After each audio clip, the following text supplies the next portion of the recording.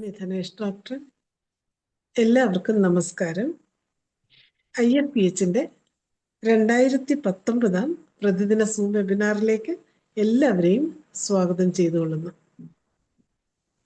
ഇന്ന് നമുക്ക് അനുഭവങ്ങൾ പങ്കുവെക്കാം എന്ന വിഷയമാണുള്ളത്. അതിനു മുൻപായി ഒരു നിമിഷം ഈശ്വര പ്രാർത്ഥന. നന്ദി.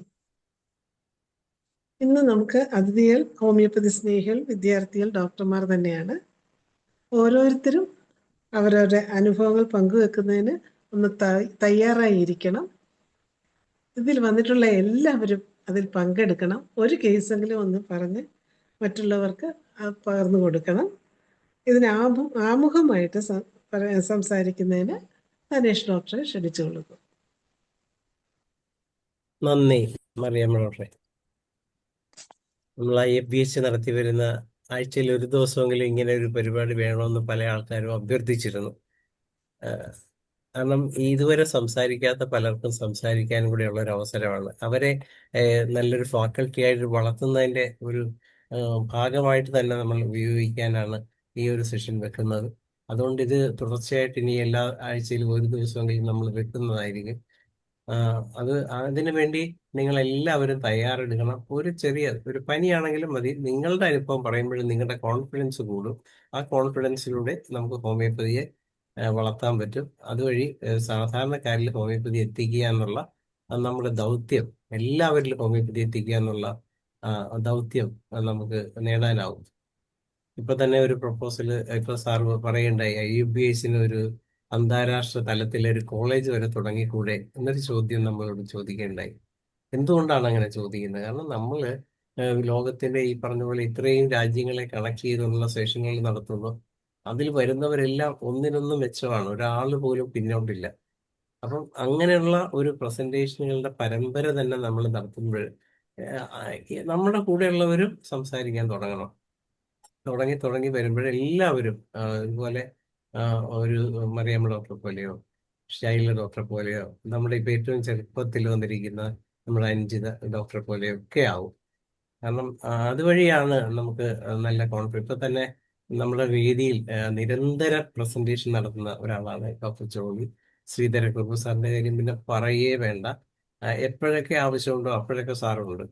അതുപോലെ തന്നെയാണ് നമ്മുടെ ഇബ്രാഹിം വൈദ്യ ഡോക്ടറുടെ ആരോഗ്യ പ്രശ്നങ്ങൾ വരുന്നതിന് മുമ്പ് ഭയങ്കരമായ നമ്മളെ വ്യത്യസ്തതയുള്ള പ്രസന്റേഷനുകളാണ് ഡോക്ടർ ഇവിടെ വേദിക്ക് സമ്മാനിച്ചുകൊണ്ടിരുന്നത്.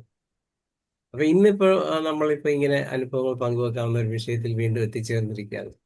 അപ്പൊ ഇന്ന് എന്തിനെ കുറിച്ച് സംസാരിക്കണം എന്ന് ആലോചിച്ചുകൊണ്ടിരിക്കുമ്പോഴാണ് നമ്മുടെ ഇന്നത്തെ ഇംഗ്ലീഷ് സെഷൻ കേട്ട് കഴിഞ്ഞപ്പോൾ ആ വിഷയത്തെക്കുറിച്ച് തന്നെ നമ്മുടെ അനുഭവങ്ങളൊന്ന് പങ്കുവെക്കാമെന്ന് തീരുമാനിക്കുന്നു. എന്റെ മനസ്സിൽ കയറി വന്ന ഒരു കാര്യമാണ് ഇയാട്രോജനിക് ഡിസീസസ് നമ്മൾ എല്ലാവരും പറയാറുണ്ട്. അതായത് ഫിസിഷ്യൻ ഒരു രോഗിക്ക് ഉണ്ടാക്കി കൊടുത്ത പുതിയൊരു രോഗം. പക്ഷെ ഇത് കേൾക്കുമ്പോൾ എല്ലാവരും എന്താണ് ഈ ഡോക്ടർമാരുടെ പണി? ഇതാണോ രോഗികൾക്ക് രോഗം ഉണ്ടാക്കി കൊടുക്കുന്നതാണോ? ഒരിക്കലും അല്ല. പക്ഷെ നമ്മുടെ ട്രീറ്റ്മെന്റ് ഇടയിൽ അറിയാതെ സംഭവിക്കുന്ന ചില കാര്യങ്ങളാണ്. പ്രധാനമായിട്ടും ഹോസ്പിറ്റലിലൊക്കെ കിടക്കുമ്പോൾ ഹോസ്പിറ്റലിൽ പലതരം മരുന്നുകൾ ചെയ്തും പലതരം രോഗികൾ എടുക്കും. അപ്പൊ പകർച്ചവ്യാധികൾ പകരാം. അങ്ങനെ വരുന്ന ഹോസ്പിറ്റലിൽ കിടക്കുമ്പോൾ തന്നെ പല ആൾക്കാരും പറയും, എന്റെ ഡോക്ടറെ എന്ത് പറയാനാ, ഞങ്ങൾ ഡെലിവറിക്ക് പോയതാണ്, അവിടെ കിടന്ന് അതിന് തൊട്ടപ്പുറത്തെ ഒരു ബെഡില് അപ്പുറത്തെ വാർഡ്, ഇതിന്റെ വാർഡ് അടുത്തടുത്തായിരുന്നു, അവിടെ ഒരു ചിക്കൻ പേഷ്യൻസ് ഉണ്ടായിരുന്നു. ചിക്കൻ പേഷ്യന്റിനെ അഡ്മിറ്റ് ചെയ്തിരുന്നു. അവരുടെ പ്രായമുള്ള ആളായതുകൊണ്ട് അവരുടെ ആൾക്കാരെല്ലാം ഉണ്ടായിരുന്നു. അവരുടെ കൂടെയുള്ള ആൾക്കാർ ഞങ്ങളെ കാണാനും ഒക്കെ വരുമായിരുന്നു. കുറച്ച് കഴിഞ്ഞ് വീട്ടിൽ വന്നപ്പോഴത്തേക്കാണ് അവരുടെ കൂടെയുള്ളവർക്ക് ചിക്കൻ പോക്സ് ആണ്. ഇതേ ഇപ്പൊ കൊച്ചിനും ആയി, അമ്മയ്ക്കും ആയി. എന്ത് പറയാനാണ്? അപ്പൊ ശരിക്ക് ഇങ്ങനെയാണ് നമ്മൾ അറിയാതെ തന്നെ നമ്മളിലോട്ട് രോഗം പകർന്നു കിട്ടുന്നത്. അപ്പൊ അതൊരിക്കലും അവിടെ ഡോക്ടർമാർ ഉത്തരവാദിയല്ല. പക്ഷെ ആ വാർഡ് ഇങ്ങനെയുള്ള രോഗികൾ അവിടെ കിടക്കുന്നത് കൊണ്ട് അതിലൂടെ കിട്ടിയതാണ്. എന്നാൽ മറ്റു പലതും അങ്ങനെയല്ല. എൻ്റെ ഓർമ്മയിൽ ഒരു പേഷ്യന്റിന്റെ കഥ പറയാനാണെങ്കിൽ, നമ്മുടെ ഈ കോവിഡ് കാലത്ത് ഒരു ദിവസം എന്നെ ഒരു പേഷ്യന്റ് വളരെ അത്യാവശ്യമായിട്ട് വന്ന് പറഞ്ഞു, ഡോക്ടറെ ഒന്ന് വീട് വരണം. ആ സമയത്ത് ഡോക്ടർമാരാരും തന്നെ വീടുകളിൽ പോയി നോക്കുന്നില്ല. അപ്പൊ ഞാൻ ചോദിച്ചു, എന്താണ് പ്രശ്നം ഡോക്ടറെ? ഭാര്യ തീരെ അവശതയായിട്ട് കിടക്കുക. ഞാൻ ഉടനെ ചോദിച്ചു, അതിന് അവശതയാണെങ്കിൽ ഹോസ്പിറ്റലിൽ അഡ്മിറ്റ് ചെയ്യണ്ടേ? കൊണ്ടുപോകണ്ടേ? അയ്യോ, ഡോക്ടറെ കൊണ്ടുപോകാൻ പറ്റില്ല, അതുകൊണ്ടാണ് തീരെ അവശതയാണ്. എന്തായാലും ഡോക്ടർ ഒന്ന് വന്ന് കാണണം, കണ്ടു കഴിഞ്ഞിട്ട് നമുക്ക്. അങ്ങനെ ഞാൻ അവരെ കാണാൻ പോകുന്നു. ചെല്ലുമ്പോഴത്തേക്ക് ഒരു 10-45 ദിവസമായിട്ട് ബ്ലീഡിങ് വന്ന് കിടക്കുകയാണ്. സത്യത്തിൽ ഞാൻ ഞെട്ടിപ്പോയി. തീരെ അവശതയായിട്ട് തളർന്ന് ഐസ് പോലെ തണുത്ത് ഇങ്ങനെ ബ്ലീഡിങ്ങുമായിട്ട് കിടക്കുകയാണ്. അപ്പം ആദ്യം തന്നെ ഇത് കേട്ടപ്പോൾ ഞാൻ ഒന്ന് രണ്ട് ചോദ്യങ്ങൾ ചോദിച്ചപ്പോൾ തന്നെ എനിക്കിത് മനസ്സിലായിരുന്നു. അത് ശരീരം തണുത്തായി. അപ്പൊ ഞാൻ ആദ്യം ആ സമയത്ത് എൻ്റെ കയ്യിൽ കാർബോ വെജ് ഞാൻ കൊണ്ടുപോകും. കാരണം ഇങ്ങനെ തീരെ അവസ്ഥ എന്നൊക്കെ പറയുമ്പോൾ നമ്മൾ ആ കാർബോ വെജ് ആണ് അവിടെ വെച്ച് ആദ്യം കൊടുത്തത്. കൊടുത്തു കഴിഞ്ഞിട്ട് ചെന്ന പാടെ തന്നെ ഇവരെ പരിശോധിക്കുമ്പോൾ തീരെ BP ഒക്കെ തീരെ കുറവാണ്. അപ്പൊ തന്നെ ഞാൻ നമ്മുടെ ലാബുകാരെ വിളിച്ചു കഴിഞ്ഞാൽ അവർ വന്ന് നോക്കി. അപ്പം അവർ വന്ന് അപ്പൊ തന്നെ ബ്ലഡ് എടുത്തു. ലൊക്കേഷനൊക്കെ പറഞ്ഞു കൊടുത്തപ്പോൾ അവർ വന്ന് ബ്ലഡ് എടുത്തു. അത് കഴിഞ്ഞ് റിസൾട്ട് വന്നപ്പോഴത്തേക്ക് റിസൾട്ട് ആണെങ്കിൽ HB ഒക്കെ 5 ഉള്ളൂ. തീരെ അവശതയാണ്. അപ്പോഴാണ് ഞാൻ ചോദിച്ചത് എന്താണ് പ്രശ്നം. അപ്പോൾ ഇവർക്കൊരു ഫൈബ്രോയിഡ് ഉണ്ട്. പക്ഷെ അവരങ്ങനെ ഈ പ്രാർത്ഥനയും മറ്റു കാര്യങ്ങളൊക്കെ ആയിട്ട് പോവാണ്. അപ്പൊ ഞാൻ ചോദിച്ചു എന്താണ് നിങ്ങൾ ട്രീറ്റ്മെന്റ് പോകാതെ? എന്റെ ഡോക്ടറെ കഴിഞ്ഞ ഒരു വർഷം മുമ്പ് ഞങ്ങൾ ഒരു ചികിത്സയായിട്ട് മെഡിക്കൽ കോളേജിൽ ഒന്ന് അഡ്മിറ്റ് ചെയ്തു. ബ്ലീഡിങ് ആയിരുന്നു പ്രശ്നം. ബ്ലീഡിങ്ങിന് അവിടെ ചെന്ന് മരുന്ന് അങ്ങോട്ട് ചെയ്ത് അടുത്ത ദിവസമായപ്പോ ചക്ക വീർക്കുന്ന പോലെ അങ്ങ് വീർത്ത് അങ്ങ് മൊത്തം നീരായി, പൊങ്ങാൻ വയ്യാത്ത അവസ്ഥയായി. പിന്നെ എന്ത് ചെയ്യാനാ? അവിടെ കിടന്ന് ഏകദേശം ഒരു മാസം കിടന്നു. അതിനുശേഷം ഈ കുറേ ഗുളികകൾ എനിക്ക് കഴിക്കാൻ പാടില്ല, കുറേ മരുന്നുകൾ അവരല്ല പറയുന്നത്, ഭർത്താവാണ് പറയുന്നത്, അവർക്ക് കഴിക്കാൻ പറ്റില്ല. അപ്പൊ ഈ ഒരു അവസ്ഥയിലാണ് ആ രോഗിയുടെ അന്നേരത്തെ അവസ്ഥ. അപ്പൊ അതുകൊണ്ട് ഞങ്ങൾ അന്നേ തീരുമാനിച്ച് ഇനി ഈ ഒരു ചികിത്സയ്ക്ക്, ഈ ഒരു രോഗത്തിന്റെ ചികിത്സയ്ക്ക് ഞങ്ങൾ ഇനി എങ്ങും പോകില്ല. അങ്ങനെ ആയിരുന്നു. പക്ഷെ ഇത്രയും അവശത വരുന്നവരെ പിന്നെ എന്തുകൊണ്ടാണ് എന്നെ പോലും ഒന്ന് കാണാൻ വരാഞ്ഞതല്ല, എന്നെ അറിയിക്കാൻ ചോദിച്ചപ്പോൾ ഡോക്ടറെ അന്ന് ഉണ്ടായ അനുഭവം കൊണ്ട് ഞങ്ങൾ പേടിച്ച് ഒരു ഡോക്ടറെയും കാണണ്ടെന്ന് കരുതി ഞങ്ങൾ പ്രാർത്ഥനയ്ക്ക് പോകുന്ന ആൾക്കാരാണ്. അതുകൊണ്ട് പ്രാർത്ഥന മാത്രമായിട്ട് ഇരിക്കുകയാണ്. ഞാൻ ആ പ്രാർത്ഥനയുടെ മറ്റു കാര്യങ്ങളൊന്നും പറയുന്നില്ല, അത് ശരിയല്ല, അതുകൊണ്ടാണ്. അപ്പൊ ഞാൻ പറഞ്ഞു പ്രാർത്ഥിക്കുന്നതിൽ തെറ്റൊന്നുമില്ല, ഞങ്ങൾക്ക് പ്രാർത്ഥിക്കാം. പക്ഷേ ചികിത്സ വേണ്ടെടുത്ത് മിനിമം ഒപ്പീനിയൻ എങ്കിലും ഡോക്ടർമാരുടെ അഭിപ്രായമെങ്കിലും ചോദിക്കണം. അപ്പൊ ഇവരുടെ ഒരു സ്വന്തം റിലേറ്റീവ് തന്നെ ഹോമിയോ ഡോക്ടർ ഉണ്ട്. പക്ഷെ അവരോട് പോലും ചോദിച്ചില്ല, അവരോട് പറഞ്ഞില്ല. പക്ഷെ അവരറിഞ്ഞപ്പോഴാണ് പറഞ്ഞത് ഡോക്ടറെ, ധനേഷ് ഡോക്ടറെ എന്ന് വിളിക്കുക. ഡോക്ടർ ഇതിനൊക്കെ എക്സ്പെർട്ടാണ്. മറ്റേത് ചെറുപ്പക്കാരിയാണ്, വളരെ ചെറുപ്പമാണ്. അവർക്കിപ്പോൾ മെഡിക്കൽ ഓഫീസറായിട്ട് ഈ അടുത്ത് ജോലിയൊക്കെ കിട്ടി. പക്ഷെ ഈ പറഞ്ഞ രോഗിയെ നമ്മൾ കണ്ടു, അതിനുശേഷം മരുന്ന് കൊടുക്കുന്നു. പിന്നീടാണ് ഇവരുടെ കേസ് എടുത്തപ്പോഴത്തേക്ക് ഇവരുടെ ഇതെല്ലാം വെച്ച് സെപ്പിയാണ് വരുന്നത്, സെപ്പിയാണ് കൊടുത്തത്. അത് കഴിഞ്ഞ് ഞാൻ ക്ലിനിക്കിൽ വന്നതിന് ശേഷം ആർണിക്ക അവിടെ കൊടുത്തു വിട്ടു തൽക്കാലത്തേക്ക്, കാരണം അത്ര കണ്ട് സിവിയർ ആയിരുന്നു. പിന്നീട് അവർക്ക് ഫെറമെറ്റ് ടാബ്ലറ്റ് കൊടുത്തിരുന്നു. ഫെറമെറ്റ് 3X ആണ് കൊടുത്തിരുന്നത്. പിന്നെ കാൽക്കേരിയ ഫോസും ഇതൊക്കെയാണ് അവർക്ക് കൊടുത്തുകൊണ്ടിരുന്ന മെഡിസിൻ. ക്രമേണ ഒരു ആദ്യത്തെ 2-3 ദിവസത്തേക്ക് ഞാൻ ഡെയിലി അവിടെ പോയി നോക്കുമായിരുന്നു. കാരണം ഈ അവശതയുള്ള രോഗിക്ക് എന്തെങ്കിലും പറ്റിയാൽ ഞാൻ എന്നിട്ട് അവരോട് പറഞ്ഞു 24 hours ഒരാൾ ഇവരെ നോക്കിക്കോളാം. പക്ഷെ ഞാൻ ഓരോ ദിവസം ചെല്ലും തോറും ഇവരുടെ എഴുന്നേറ്റിരിക്കാൻ തുടങ്ങി, പതുക്കെ പതുക്കെ സംസാരിക്കാൻ തുടങ്ങി, ഭക്ഷണം കഴിക്കാൻ തുടങ്ങി. മറ്റേതൊന്നും വായി വെക്കാൻ പോലും പറ്റില്ല, അത്ര കൊണ്ട് അവശതയായിരുന്നു അവർക്ക്. ഈ ഹസ്ബൻഡ് ആണെങ്കിൽ ഉറങ്ങാതിരുന്നിരുന്ന് ഇങ്ങനെ വെള്ളം കുടിപ്പിക്കുകയും അതും ഡ്രോപ്പ് ബൈ ഡ്രോപ്പ് ആയിട്ട് അങ്ങനെ കൊടുത്ത്. എന്തായാലും വേറെ ആരെങ്കിലും ആണെങ്കിൽ ശരിക്കും മെഡിക്കൽ നെഗ്ലിജൻസിന് ചിലപ്പോൾ ഒരുപക്ഷെ കേസ് എടുത്തേനെ. അതുപോലുള്ള സംഭവങ്ങളാണ് പല പേഷ്യന്റെ ഭാഗത്തും ഉണ്ടാകുന്നത്. അവരുടെ ഭയം കൊണ്ടാണ്. ആ ഭയം ഒരിക്കലും വേണ്ട. നമ്മളിപ്പം നിങ്ങൾക്കൊരു പ്രശ്നം ഉണ്ടെങ്കിൽ അത് അലോപ്പതി പോകാൻ ബുദ്ധിമുട്ടാണെങ്കിൽ ഹോമിയോ ഡോക്ടറെ, ആയുർവേദ ഡോക്ടറെ കണ്ട് അവർക്ക് എന്തെങ്കിലും ചെയ്യാനുണ്ടോ എന്ന് മിനിമം അന്വേഷിക്കുകയെങ്കിലും വേണം. അല്ലാതെ നമ്മൾ മറ്റ് പ്രാർത്ഥന കൊണ്ട് മാത്രം എല്ലാം നേടാന്ന് വിചാരിക്കരുത്. അവസാനം തമ്പുരാൻ തന്നെ നിങ്ങളോട് പറയും, നിന്നോട് ഞാൻ പറഞ്ഞതല്ലേ ആ ഡോക്ടറെ പോയി കാണാൻ, നീ എന്താ പോയി കാണാഞ്ഞെന്ന് ചോദിക്കും. അതുകൊണ്ട് അങ്ങനെ ഒരു അവസരം ഉണ്ടാക്കരുത്. ഡോക്ടർമാരോട് അഭിപ്രായം ചോദിക്കുകയെങ്കിലും വേണം. ഈ ഒരു കേസിൽ ട്രീറ്റ് ചെയ്ത് കുറച്ച് 5-6 മാസം കഴിഞ്ഞപ്പോഴത്തേക്ക്, അത് കഴിഞ്ഞ് ബ്ലീഡിംഗ് ഒക്കെ നിന്ന് കഴിഞ്ഞ് ഒരു മാസം കഴിഞ്ഞപ്പോഴത്തേക്ക് ഞാൻ അവരെ സ്കാൻ ചെയ്തപ്പോഴത്തേക്ക് ഏകദേശം 10 സെന്റിമീറ്ററോളം സൈസുള്ള ഫൈബ്രോയിഡ് ആണ് അവർക്കുണ്ടായിരുന്നത്. സാമാന്യം വലിയ ഫൈബ്രോയിഡ് ആണ്. അപ്പം യൂട്രസിനകത്ത് കൊള്ളാവുന്ന അത്രയൊക്കെ തന്നെ ഉള്ളതാണ്. അതുകൊണ്ട് തന്നെ യൂട്രസ് ഇല്ലാതായിരുന്നു. അപ്പം ക്രമേണ ഇവരുടെ ബ്ലീഡിങ് മെൻസസ് റെഗുലറായിട്ട് വരാൻ തുടങ്ങി. ക്രമേണ ഒരു വർഷം 1.5 വർഷം കൂടി കഴിഞ്ഞപ്പോഴത്തേക്ക് 1.5-2 വർഷം ആയപ്പോഴത്തേക്ക് ഇവർക്ക് മെനോപോസ് ആയി. അതിനുശേഷം കുറച്ച് നാളുകൂടെയൊക്കെ അവർ ട്രീറ്റ്മെന്റ് കണ്ടിന്യൂ ചെയ്തു. അതിനിടയ്ക്ക് പെട്ടെന്ന് ഇവരുടെ ഹസ്ബൻഡ് കോവിഡ് മൂലം മരിക്കുന്നു. അത് പറ്റിയെന്ന് വെച്ചാൽ ഇതുപോലെ പെട്ടെന്ന് ഒരു ദിവസം രാത്രി ബുദ്ധിമുട്ടുണ്ടായി. എടുത്ത് ഹോസ്പിറ്റലിൽ ചെന്നപ്പോഴത്തേക്കാണ് ഇതിങ്ങനെയാണെന്നും അതിന്റെ പേരിൽ അവർ ഹോസ്പിറ്റലിൽ പോകാതിരുന്നതാണ്. പക്ഷെ പുള്ളി പെട്ടെന്ന് ബോധം കിട്ടി വീണപ്പോൾ പെട്ടെന്ന് അങ്ങനെ ഹോസ്പിറ്റലിൽ കൊണ്ടുപോയതാണ്. അവിടെ ചെന്ന് ട്രീറ്റ്മെന്റിനിടയിൽ തന്നെ പെട്ടെന്ന് ആൾ മരിച്ചുപോയി. അപ്പൊ ഇതൊരു വലിയ ഷോക്കായി. പിന്നെ ഞാൻ അത് വെച്ചുകൊണ്ടാണ് അവരെ ട്രീറ്റ് ചെയ്തത്. അതിനുശേഷം ഇപ്പം അവർക്ക് പ്രത്യേകിച്ച് അസുഖങ്ങളൊന്നുമില്ല. ഇടയ്ക്ക് വല്ലപ്പോഴും മറ്റെന്തെങ്കിലും അസുഖങ്ങൾ വരുമ്പോൾ വരാറുണ്ട് മെനോപോസിൽ നിന്ന്. പക്ഷെ ഇപ്പോഴും ഫൈബ്രോയിഡൊക്കെ ചുമക്കാൻ തുടങ്ങിയിട്ടുണ്ട്. പിന്നീട് സ്കാൻ ചെയ്തെങ്കിലും അതിലൊരു ട്രീറ്റ്മെന്റ് പ്രോട്ടോകോളായിട്ട് റെഗുലറായിട്ട് ട്രീറ്റ്മെന്റ് ആവശ്യമില്ല. കാരണം ഒരു രോഗിയെ സംബന്ധിച്ച് അവർക്ക് നല്ല ഇമ്പ്രൂവ്മെന്റ് ഉണ്ട്, അവർ ഹെൽത്തി ആയിട്ട് നടക്കുന്നുണ്ടെങ്കിൽ നമ്മൾ നിർബന്ധിച്ച് അവരെ കൊണ്ട് മെഡിസിൻ കഴിപ്പിക്കേണ്ട കാര്യമില്ല.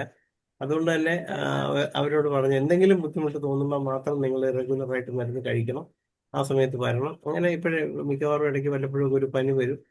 അപ്പൊ അവര് നമ്മുടെ പ്രദേശത്ത് മാറി ഇപ്പൊ ടൗണിലോട്ട് പോയി. എന്നാലും അവിടുന്ന് വരും. അസുഖം വന്നാൽ ഇപ്പൊ ഇവിടെ വരും, അങ്ങനെ കാണും. അപ്പൊ ഇത് ഒരു വലിയ അനുഭവം തന്നെയാണ്. അപ്പൊ ഇതുപോലുള്ള ഓരോ കേസിലും നമ്മൾ ഹോമിയോപ്പതി ഡോക്ടർമാർക്ക് പലതും ചെയ്യാൻ പറ്റും. അതിനുള്ള ആത്മവിശ്വാസം, നമ്മൾ ഒരു റിസ്ക് ഉണ്ടല്ലോ, ജീവിതം എന്നൊരു റിസ്ക് ഉണ്ട്. അപ്പോൾ എന്തെങ്കിലും പറ്റിയാൽ നമ്മൾ എന്ത് വിചാരിച്ച് നമ്മൾ ചെയ്താൽ കുഴപ്പമായോ, നമുക്ക് പേര് നഷ്ടപ്പെടുമോ എന്നുള്ള പേടി കൊണ്ട് നമ്മൾ എടുക്കാതിരിക്കരുത്. നമ്മൾ ധൈര്യപൂർവ്വം ഒരു കേസ് എടുത്ത് മുന്നോട്ട് പോകുമ്പോൾ സ്വാഭാവികമായിട്ടും നമ്മൾ സക്സസ് ആകുകയും ചെയ്യും. നമ്മളത് അടുത്ത മെഡിസിൻ എന്ത് കൊടുക്കണമെന്നതിനെ കുറിച്ച് നമ്മൾ പഠിക്കാനും തുടങ്ങും. ശരിക്ക് ഓരോ നമ്മളുടെ മുമ്പിൽ നമ്മൾ എന്ത് കാണുന്നോ അതാണ് നമ്മൾ ട്രീറ്റ് ചെയ്യേണ്ടത്. എന്ത് രോഗമായിക്കോട്ടെ, അത് കഴിഞ്ഞിട്ടേ ഉള്ളൂ ബാക്കിയുള്ള കാര്യങ്ങൾ. ആ സമയത്ത് പ്രസന്റ് ആയിട്ട് കാണുന്ന രോഗലക്ഷണങ്ങൾ വെച്ചുള്ള മരുന്ന് നമ്മൾ കൊടുക്കുകയും അതിലൂടെ മുന്നോട്ട് പോവുകയും ചെയ്യുകയാണെങ്കിൽ നമുക്കിത് സക്സസ്ഫുൾ ആകും.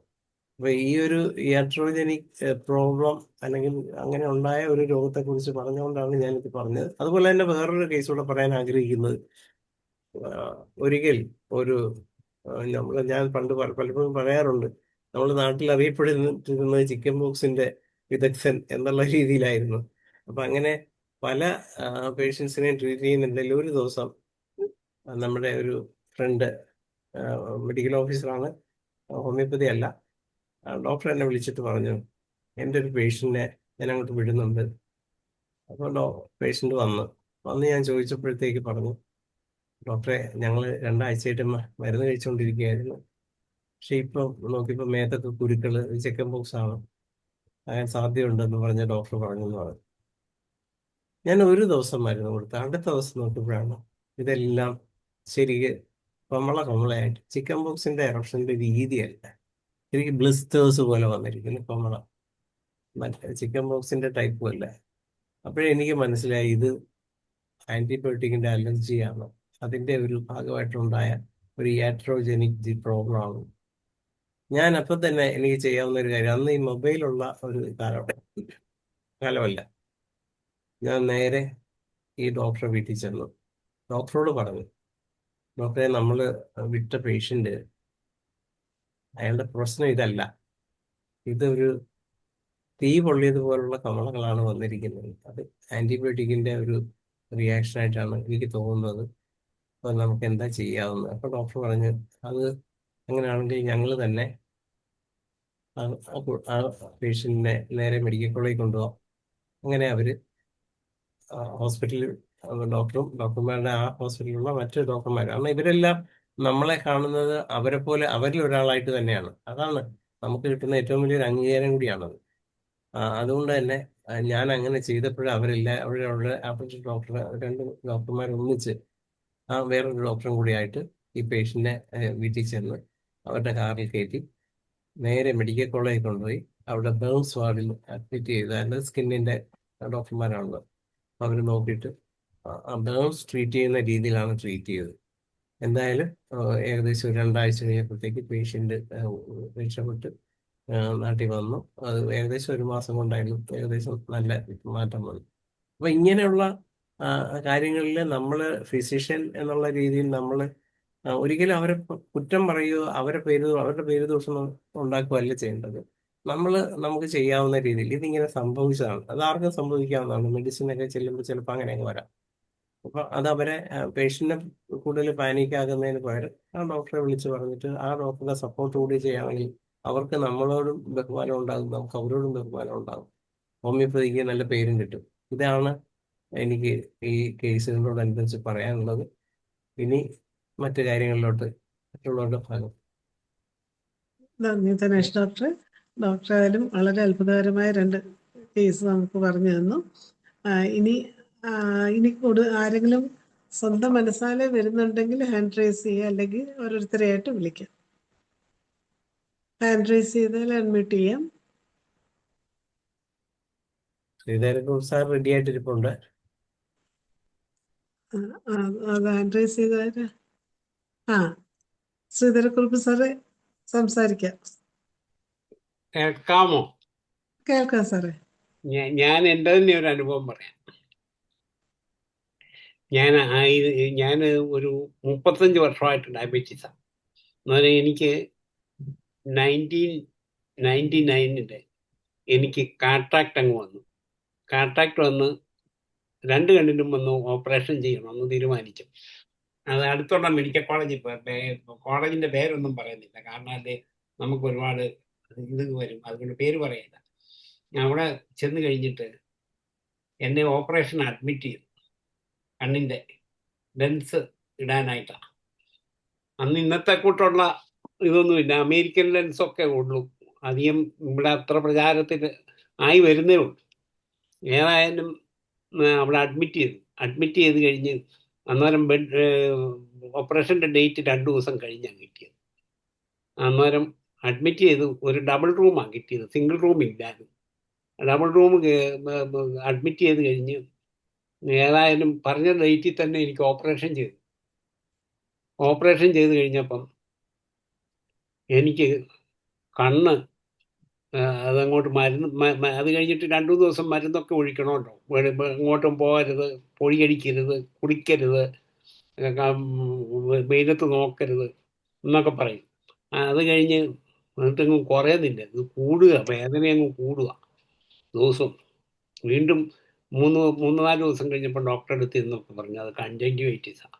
എന്നാ പറ്റിയെന്നറിയാമോ? എന്നെ അഡ്മിറ്റ് ചെയ്ത സഹമുറിയൻ, ഇത് 50-50 ആണല്ലോ, ഒരു മുറി 2 പേരെ അഡ്മിറ്റ് ചെയ്തു, മറ്റേ ആൾക്ക് കൺജങ്ക്റ്റിവൈറ്റിസ് ആയിരുന്നു. അയാളെ എൻ്റെ മുറിയിൽ അഡ്മിറ്റ് ചെയ്തു. എനിക്ക് കൺജങ്ക്റ്റിവൈറ്റിസ് പിടിച്ചു ഈ ഓപ്പറേഷൻ്റെ കൂട്ടത്തിൽ.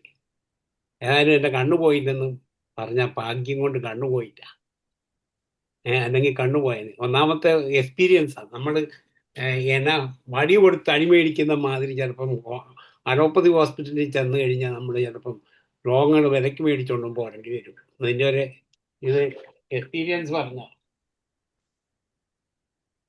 പിന്നെ വേറൊന്നും അങ്ങനെ പറയാം. ഒരു മിനിറ്റ്,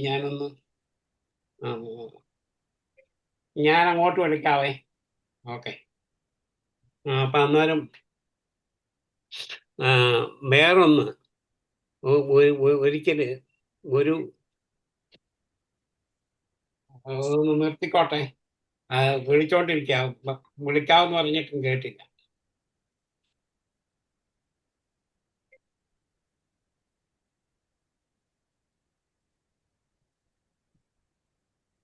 അന്നേരം ഇത് വേറൊന്ന്, ഇതുപോലെ തന്നെ വേറൊരു പേഷ്യൻറ്റിന് ഡയബറ്റീസാണ്. അന്നേരം ഈ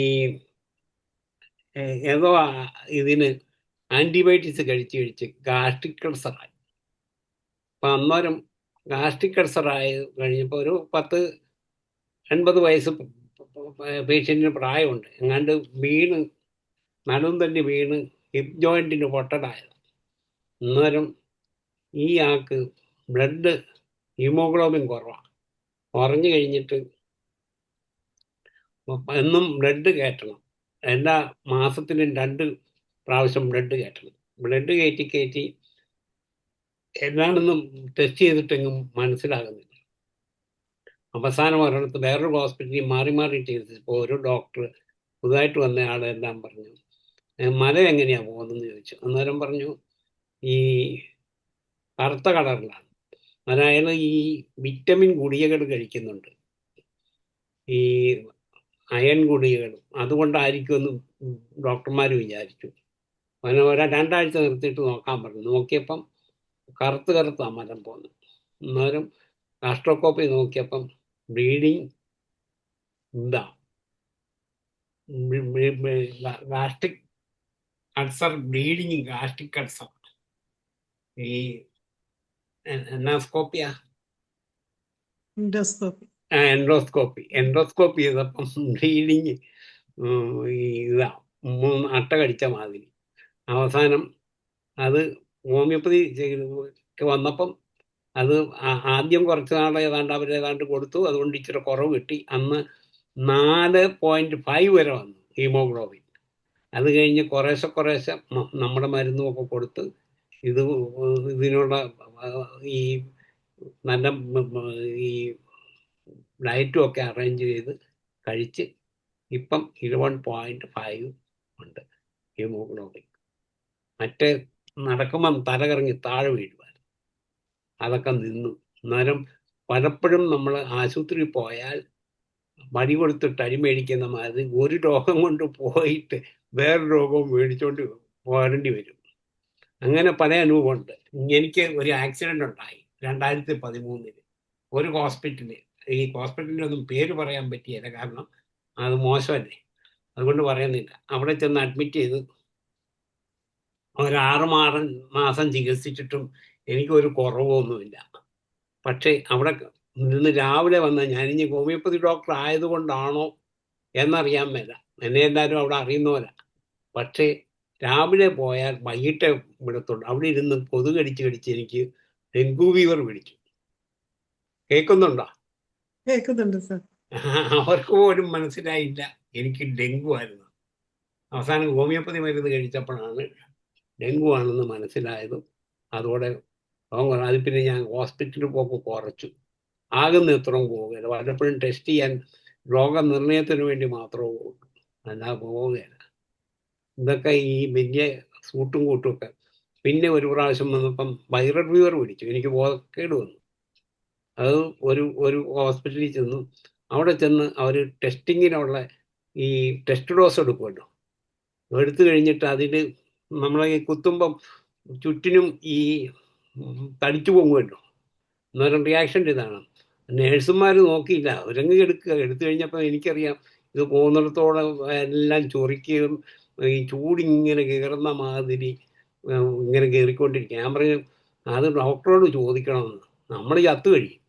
ഞാൻ പറഞ്ഞു ഞാനിതിപ്പം വലിച്ചു പറിച്ചിട്ട് കഴിഞ്ഞ് ഞാൻ പോകുമെന്ന് പറഞ്ഞു. പിന്നെ അവർ വന്ന് ഊരി അതിന് വേറെ മരുന്നും ഇഞ്ചക്ഷൻ അതിനകത്ത് തന്നു. അതുകൊണ്ട് ഹോസ്പിറ്റലിൽ പോകാൻ എനിക്കിപ്പോൾ പേടിയാണ്, സത്യം പറയാം. സത്യമായി പറയുന്നു, ചങ്കത്ത് വെച്ച് പറയുക, കൈവച്ച്. അതായത് നമ്മൾ ഒരു രോഗം കൊണ്ട് പോയാൽ പല രോഗങ്ങൾ മേടിച്ചോണ്ടും പോരേണ്ടി വരുന്ന ഒരവസ്ഥയായിരുന്നു. കാരണം അവർക്കിതൊന്നും ബാധകമല്ല. അവർ വേണ്ടാത്ത ടെസ്റ്റുകളെ ആദ്യം ചെയ്യുള്ളൂ, വേണ്ടിയ ടെസ്റ്റുകൾ ആദ്യം ചെയ്യുക. അങ്ങനെയൊക്കെയാണ് ഇത്. പിന്നെയും ഒത്തിരി കേസുകൾ പറയാനുണ്ട്, വേറെ പലതും. ഞാനും ഇല്ലെങ്കിൽ പിന്നെ പറയാം. ഇപ്പം ബാക്കിയുള്ളവർക്ക് മൈക്ക് കൈമാറുന്നു. 9:56 അന്നേരം ഇനി ബാക്കിയുള്ളവർ പറയട്ടെ. നന്ദി. എന്റെ അനുഭവമായി പറഞ്ഞത് കേട്ടോ. നന്ദി സാറേ. ഇനി അടുത്ത ഹിബർട്ട് ഡോക്ടർ എന്തെങ്കിലും അനുഭവങ്ങൾ പങ്കുവെക്കുന്നു? Hibbert doctor. പറയാം.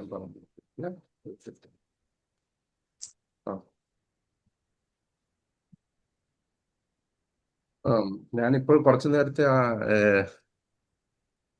നമ്മുടെ സാറിന്റെ അടുത്ത് ഞാനിങ്ങനെ പറയുണ്ടായി, ഈ ത്രിവേദി സാറിൻ്റെ അടുത്ത് 4 കേസുകൾ വളരെ ഇതായിട്ട് രക്ഷപ്പെട്ട 4 കേസുകൾ. അതായത് ഒരു സ്ത്രീ 77 വയസ്സ്. ഇതെല്ലാം നടന്നത് ഒരുപാട് വർഷങ്ങൾക്ക് മുമ്പാണ്. ഇതുപോലെ പെട്ടെന്ന് സ്ട്രോക്കായി ഒരു ഭാഗമൊക്കെ തളർന്ന്, കൈകാലുമൊക്കെ തളർന്ന്, പാവങ്ങളാണ്. അപ്പം ഞാൻ അന്ന് നമ്മുടെ മരുന്നുകളൊക്കെ കൊടുത്തത് ഞാൻ പറയാം, എല്ലാ കേസിലും ഞാൻ കൊടുത്തിട്ടുള്ള മരുന്നുകൾ സ്പൈജീലിയ, കാക്ടസ്, കാർബോവൈൽ, ചൈന, ആർമിക്ക, ഇത്രയും മരുന്നാണ്. കൽക്കരിയ ഫ്ലോർ. അപ്പോൾ ഇത് എല്ലാം കൊടുത്ത ഈ കേസുകളിൽ 4 കേസുകളിലും അവര് എല്ലാം രക്ഷപ്പെട്ടു. ആദ്യം പോയി ബോഡി തളർന്നാണ് പോകുന്നതെങ്കിലും നമ്മൾ അപ്പോഴേ പറയും, നമുക്കറിയാം ഇവരൊന്നും പോയിട്ട് ഒന്നാമത് പാവങ്ങളാണ്, അവിടെ പോയാൽ ഒന്നും ചെയ്യത്തില്ലെന്നറിയാം. അവരൊരു ചെക്കപ്പൊക്കെ പറഞ്ഞ് അവസാനം പറഞ്ഞു വിടും, വീട്ടിൽ പറഞ്ഞു വിടും. അപ്പൊ അതെല്ലാം രക്ഷപ്പെട്ടു എന്നുള്ളതാണ്. 2-3 ദിവസം കഴിയുമ്പോൾ തന്നെ കൈകാലുമൊക്കെ പിന്നെ പയ്യെ അനങ്ങി തുടങ്ങിയെല്ലാം മൂവ്മെന്റ് ഒക്കെ പോയി. ഒരാളെയാണെങ്കിൽ എടുത്തിട്ട് വന്നതാ, 80 വയസ്സായ ഒരു മനുഷ്യൻ. ആ മനുഷ്യന് 80 വയസ്സിൽ പ്ലാവിൽ കയറുമായിരുന്നു. 80 വയസ്സിൽ അയാൾ പ്ലാവിൽ കയറുമായിരുന്നു. അയാൾ സാധാരണ ഒരു മരുന്ന് ഉപയോഗിക്കത്തില്ല, ചെവി കേൾക്കാനും വയ്യായിരുന്നു. ഫുള്ള് ചെവി കേൾക്കത്തില്ല. ഇലക്ട്രിസിറ്റി ബോർഡിൽ ജോലി ചെയ്തിരുന്ന മനുഷ്യനാണ്, നല്ല ആരോഗ്യമുള്ള മനുഷ്യനാണ്. അയാൾ ഇതുപോലെ ഒരിക്കൽ തൂക്കിയെടുത്തിട്ട് വന്നു. ഏതാനും ദിവസങ്ങൾ, അതായത് 1 മാസം കഴിഞ്ഞ് വന്നപ്പോൾ ഇയാള് സൈക്കിളും ചവിട്ടി, 80 വയസ്സുകാരെ സൈക്കിളും ചവിട്ടി തിരക്കേറിയ റോട്ടിൽ കൂടെ വന്ന് ഞാൻ ഒരുപാട് വഴക്കുമെന്ന് പറഞ്ഞു. പിന്നെ കണ്ടിട്ടില്ല. പിന്നെ അതിനുശേഷം ഞാൻ വർഷങ്ങൾ കഴിഞ്ഞിട്ട് 3-4 വർഷം കഴിഞ്ഞിട്ട് ഞാൻ അന്വേഷിച്ച് ഈ മനുഷ്യൻ ജീവനോടെ ഉണ്ടാവുന്ന ചോദിച്ചപ്പോൾ അയാൾ ഇപ്പോഴും സ്ട്രോങ് ആയിട്ടിരിക്കുകയാണ്. അതുപോലെ തന്നെ ഇതുപോലെ വേറൊരു സ്ത്രീ ഇതുപോലെ ഒരു കേസ്, അത് 87 വയസ്സുള്ളപ്പോഴാണ്. അവർക്ക് ഇതുപോലെ സ്ട്രോക്ക് വന്ന് ശരീരം തളർന്നു പോയി. ശരിക്കും കൈയൊന്നും അനങ്ങാനൊന്നും വയ്യാത്ത പരുവത്തിനായിരുന്നു. അത് കോവിഡിന് മുമ്പായിരുന്നു. അപ്പൊ അവർ ഹോസ്പിറ്റലിൽ പോയി ചെന്നപ്പോൾ ഞാൻ അവരുടെ അടുത്ത് പറഞ്ഞിരുന്നു, നിങ്ങൾ എന്ത് ചെയ്താലും അവര് പറഞ്ഞു വിടും. എന്നിട്ട് ഇവരെ പോയി ആകെ 2-3 പ്രാവശ്യം ഞാൻ മരുന്ന് കൊടുത്തുള്ളൂ. ഒരാഴ്ച 2 ആഴ്ചത്തെ മരുന്നേ കൊടുത്തിട്ടുള്ളൂ. പിന്നെ അതിനുശേഷം അവർ ഇപ്പോഴും ജീവനോടെ ഉണ്ട്. ഇപ്പൊ 92 വയസ്സായി അവർക്ക്. അപ്പൊ ഇത് ഞാൻ ഈ പറയാൻ കാരണം എന്ന് വെച്ചിരുന്നാല്, ഡോക്ടർ നേരത്തെ പറഞ്ഞു ഇങ്ങനെയുള്ള കേസുകൾ നമുക്ക് മാനേജ് ചെയ്യാൻ പ്രയാസമാണെന്ന് പറഞ്ഞു, ബുദ്ധിമുട്ടാണെന്ന് പറഞ്ഞു. പക്ഷെ ഞാൻ നോക്കിയിട്ട് നമുക്ക് എപ്പോൾ കിട്ടിയാലും ഇതുപോലുള്ള കേസുകൾ, സ്ട്രോക്ക് കിട്ടിയാലും അറ്റാക്ക് കിട്ടിയാലും ഉടൻ നമ്മൾ അറ്റൻഡ് ചെയ്തിരിക്കണം. നമ്മൾ മരുന്ന് കൊടുത്തിരിക്കണം. മരുന്ന് കൊടുത്ത് അവര് ബാക്കിയുള്ള കാര്യങ്ങളിലൊക്കെ പോകുന്നതിന് മുമ്പായിട്ട് ആ മരുന്ന് കൊടുത്തുകൊണ്ടേ ഇരിക്കുക. അത് കഴിച്ചുകൊണ്ടെന്ന് പറഞ്ഞാൽ വളരെ റിസൾട്ട് വളരെ മെച്ചമായിരിക്കും. കാരണം ഈ 4 കേസ് എന്ന് പറഞ്ഞിരുന്നാൽ പോക്ക് കേസാണ്, അറിയാമല്ല. ഈ 4 കേസ് ഇപ്പോൾ രക്ഷപ്പെട്ടു. അത് എൻ്റെ ഒരു ഭയങ്കര ഒരു അനുഭവമാണ്. അതുപോലെ തന്നെ നമ്മൾ ഒരു കേസ് പണ്ടൊരിക്കൽ ഒരു കുട്ടി ഇതുപോലെ ഒരുപാട് വർഷങ്ങൾക്ക് മുമ്പ് 92-ലാണ് ഒരു കുട്ടി ഇങ്ങനെ, കുട്ടിയുടെ 2 കുട്ടികളാണ്. ഒരു കുട്ടി 4 വയസ്സായപ്പോൾ മെഡിക്കൽ കോളേജിൽ പോയിട്ട് അവർ പറഞ്ഞ് വീട്ടിൽ കൊണ്ടുപോയിക്കോളാൻ പറഞ്ഞു. ഞാൻ റീഡിങ് നോക്കി തീർന്നപ്പോൾ കാണാം ബ്ലഡ് ക്യാൻസറാണ്. എല്ലാം വല്ലാത്ത കേസാണ്. അപ്പോൾ 92-ലാണ്. എനിക്കന്ന് വലിയ എക്സ്പീരിയൻസ് ഒന്നും ഇല്ലാത്ത സമയത്താണ്. അപ്പോൾ അവര് പറയാണ്, ആ തൊള്ള പറയാണ്, ഭർത്താവ് പട്ടാളത്തിലാണ്, മൂത്ത കുട്ടി മരിച്ചു, ഈ പ്രായത്തിൽ മരിച്ചു, 2ാമത്തെ കുട്ടി ഇപ്പോൾ അസുഖമായി, എന്ത് ചെയ്യണമെന്ന് അറിയത്തില്ല. അപ്പൊ ഞാൻ പറഞ്ഞ ആ സമയത്തുള്ള കണ്ടീഷൻ വെച്ചിട്ട് ഞാൻ ചികിത്സിച്ചു. പനിയൊക്കെ ഉണ്ടായിരുന്നു, പനിയൊക്കെ മാറി, അതൊക്കെ സുഖമായി തീർന്നതിന് ശേഷം ഞാൻ എത്രയും പെട്ടെന്ന് ഇവരെ എൻ്റെ കയ്യിൽ നിന്ന് ഓടിച്ചു വിടണമല്ലോ. കാരണം നമുക്ക് ധൈര്യമില്ല, ഈ ബ്ലഡ് ക്യാൻസർ വന്ന ഒരു വ്യക്തി എങ്ങനെ ചികിത്സിക്കുമെന്ന് പറഞ്ഞിട്ട് ഞാൻ അപ്പൊ ഡോക്ടർ പട്ടേലിന്റെ അഡ്രസ്സൊക്കെ ഞാൻ വാങ്ങിച്ച് കൊടുത്ത് അവരുടെ അടുത്ത് പറഞ്ഞ് നിങ്ങൾ ഇന്നടുത്ത് പോയി കാണും, ആ ഡോക്ടർ ചികിത്സിക്കും. ഏതായാലും മെഡിക്കൽ കോളേജിൽ നിന്ന് വിട്ട കേസാണ്. എന്നിട്ട് പിന്നെ ഞാൻ ഇവരെ കാണുന്നേ ഇല്ല. അപ്പൊ ഈ ഒരു 3-4 വർഷങ്ങൾക്ക് മുമ്പ്, ഏതാനും വർഷങ്ങൾക്ക് മുമ്പ് ഇവര് പെട്ടെന്ന് മാർക്കറ്റിൽ വെച്ച്, എനിക്കറിയത്തില്ല, ഈ സ്ത്രീയെ അന്ന് കണ്ടതേ ഉള്ളൂ, പിന്നെ എനിക്കൊരു ഓർമ്മയില്ല. അപ്പൊ ഈ സ്ത്രീ ഓടി വന്നിട്ട് പറഞ്ഞു, ഡോക്ടറിന് എന്നെ അറിയാമെന്ന് ചോദിച്ചു. അപ്പൊ ഞാൻ അറിയാവുന്നൊരു ഭാവം കാണിക്കും, കാരണം എന്ന് വെച്ചാൽ നമുക്ക് തീരെ അറിയില്ലെന്നാണ്. അപ്പൊ പറഞ്ഞു, പണ്ടൊരു ബ്ലഡ് ക്യാൻസറായിട്ട് വന്ന ഒരു കുട്ടിയെ ഓർമ്മ ഉണ്ടാവും ചോദിച്ചു. അപ്പോഴും ഞാൻ ചോദിച്ചു, ആ കുട്ടി, ഞാൻ പറഞ്ഞു ഈ 92-ലാണ് ആ കുട്ടി. മോള് അവിടെ നിൽക്കുന്നത് എന്ന് പറഞ്ഞിട്ട് ഇവര് വിളിച്ചപ്പോൾ കാണാൻ ഒരു 10-20 വയസ്സായ ഒരു കുട്ടി, വലിയൊരു കുട്ടി. അപ്പൊ പെട്ടെന്ന് കാണാനായിട്ട് ഉണ്ടായി. നമ്മൾ അപ്പോഴും ഞാൻ ഈ പറഞ്ഞതെന്ന് വെച്ചാൽ, നമ്മൾ പലപ്പോഴും അറിയാതെ പലപ്പോഴും നമ്മൾ ചികിത്സിക്കുന്ന കേസുകൾ നമ്മൾ ഒരിക്കലും ചിന്തിക്കത്തില്ല ഇത് ഉണ്ടാവുമോ, രക്ഷപ്പെടുമോ എന്നുള്ളത്. പക്ഷെ അത് അത്ഭുതകരമായിട്ട് ഇത് സംഭവിച്ചിട്ടുണ്ട്. അപ്പൊ എൻ്റെ ഈ ഇത്ര അനുഭവങ്ങൾ ഞാൻ പറയാൻ എന്തിനാന്ന് വെച്ചിരുന്നാൽ, നമ്മളുടെ മുമ്പിലേക്ക് വരുന്ന ഒരു കേസ് ദൈവം നമ്മുടെ മുമ്പിലേക്ക് വിടുന്നത്, അത് നമ്മൾ കൈവച്ചിരിക്കണം, വെച്ചേ വിടാതെ. ഇത് പറയാൻ വേണ്ടിയാണ് ഞാൻ. Thank you. ഡോക്ടർ, ആ സ്ട്രോക്കിന് കൊടുക്കുന്ന മെഡിസിൻ ഒന്നുകൂടെ പറയാമോ? ഇതല്ല, സ്പൈറ്റീരിയ, കാക്ടസ്, കാർബോവേജ്,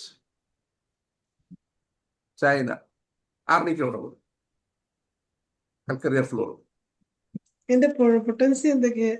എല്ലാം 200. 200. പിന്നെ ഓറം മെറ്റ് നമ്മൾ കൊടുക്കും. ഓറം മെറ്റ് നമ്മൾ ഇത് കണ്ണു അടച്ചു കൊടുക്കാം. ഏത് കേസിന് കണ്ണു അടച്ചു കൊടുക്കാം. ഹാർട്ടുമായിട്ട് ബന്ധപ്പെട്ടുള്ള ഏത് കേസിനും കണ്ണുടച്ച് കൊടുക്കാവുന്ന. കാരണം എന്ന് വെച്ചാൽ അത് വളരെയേറെ ഉപയോഗപ്പെടും. പിന്നെ നന്ദി. ബുദ്ധിമുട്ട് വരുന്ന ഒരു കേസ് എന്താണെന്ന് വെച്ചിരുന്നാല് ഈ പെരിഫറൽ ന്യൂറോപ്പതി, ഡയബറ്റീസിന്റെ പെരിഫറൽ ന്യൂറോപ്പതി ആർക്കെങ്കിലും നല്ല എക്സ്പീരിയൻസ് ഉണ്ടെങ്കിൽ ഒന്ന് പറഞ്ഞാൽ നന്നായിരിക്കും. അത് മാനേജ് ചെയ്യുന്നതിന് ഇത്തിരി ബുദ്ധിമുട്ട് അനുഭവപ്പെടുന്നുണ്ട്, അത് നിലനിൽക്കുന്നുണ്ട്. നന്ദി ഹുബേർ ഡോക്ടറെ. ഏതായാലും ഡോക്ടറും വളരെ നല്ല കേസാണ് പ്രസന്റ് ചെയ്തത്. ഇനി ആർക്കെങ്കിലും അനുഭവങ്ങൾ പങ്കുവെക്കാനുണ്ടോ? നമ്മുടെ പീതാംബര സാർ ഉണ്ടല്ലോ സാറേ. ഡോക്ടർ എബ്രഹാം വൈദ്യൻ കൈവൊക്കെയായിരുന്നു, ആണോ? കണ്ടില്ലേ? നോക്കട്ടെ.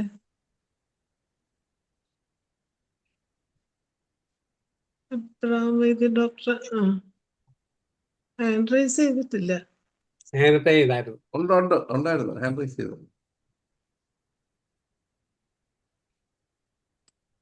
ഹാൻഡ് റൈസ് ചെയ്തിട്ടുണ്ട്. കൊടുക്കാം. എബ്രഹാം വൈദ്യ ഡോക്ടറെ അൺമ്യൂട്ട് ചെയ്യണേ. അൺമ്യൂട്ട് ചെയ്തോ? പിന്നെ പോയോ? എന്നാ കോസ്റ്റ് ആക്കാം.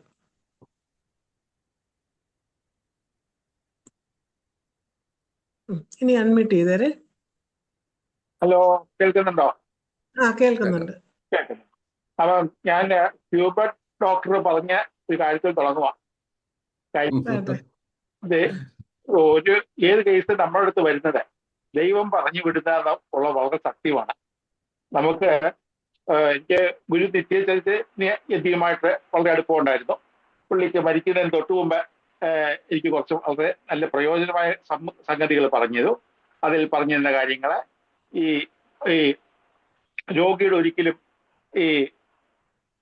ഇതിന് കോംപ്ലിക്കേഷനെ പറ്റി പറയേണ്ട, ചിന്തിക്കേണ്ട. കാരണം നിലവിലുള്ള പതോളജി തെറ്റാണ്.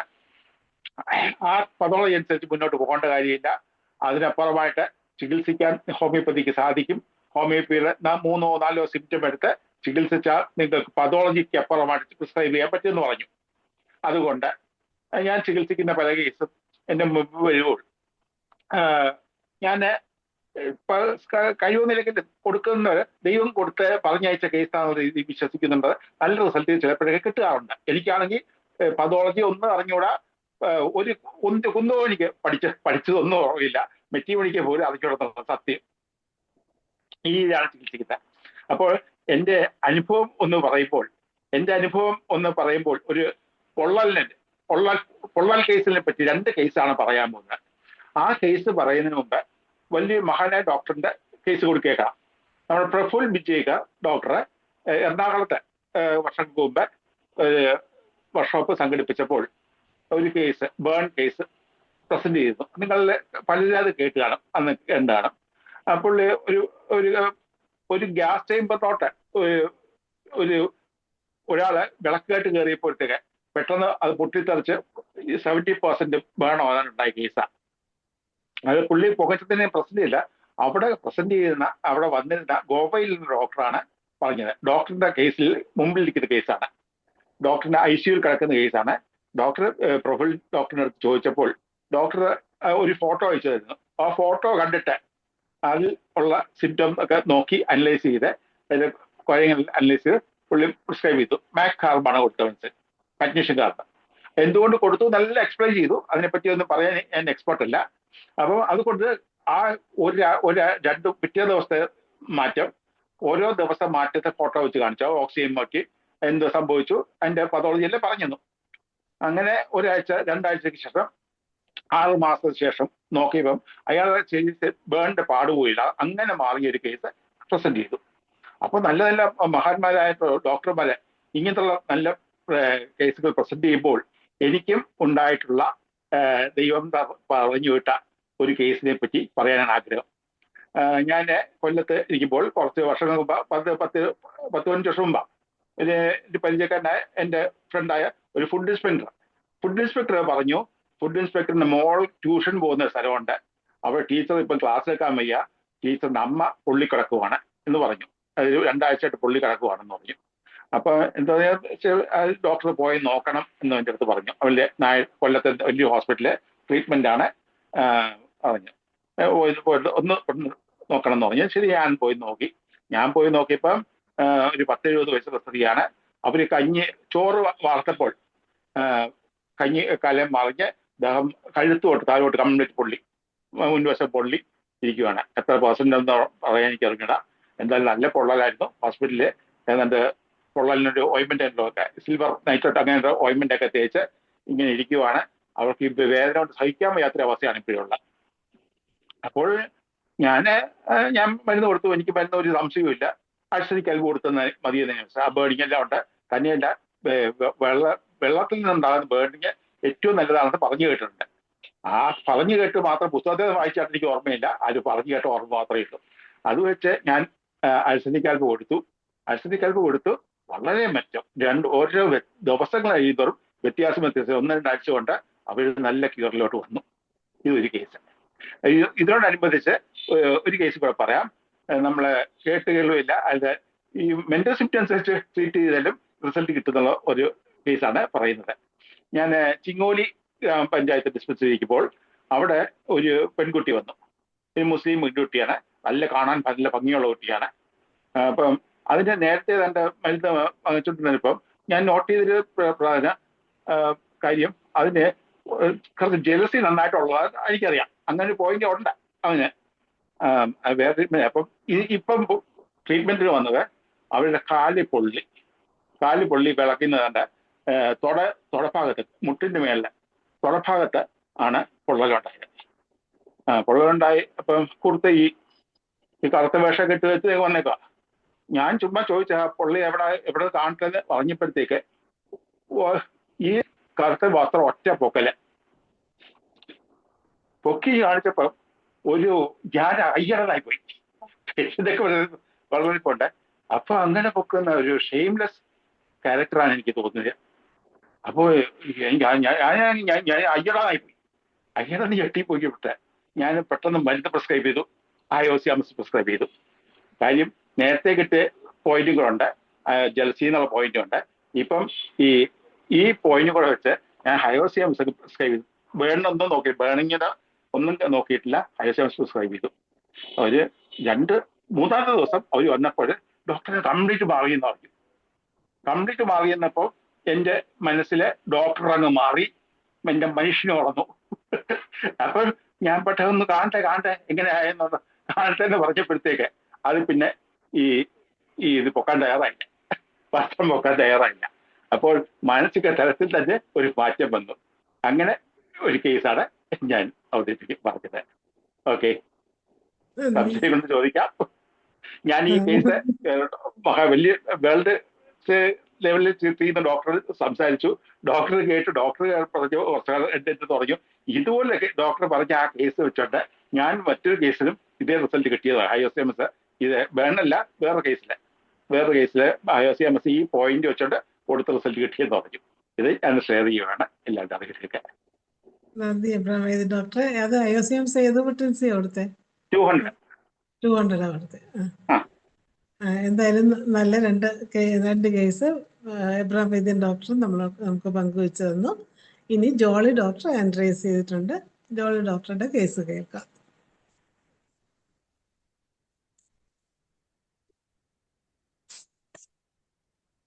ജോളി ഡോക്ടർ.